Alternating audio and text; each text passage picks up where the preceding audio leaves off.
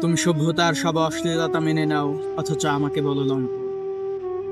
নিজেকে রেখে শুদ্ধতার আসনে আমার হৃদয় করো অবনমিত, যেখানে ন্যায় বিকোচ্ছে নিলামে, মানুষের মূল্য ধুলোর সম। সেখানে তুমি নীতির কথা বলো, বিচারের নামে রচ বিষম।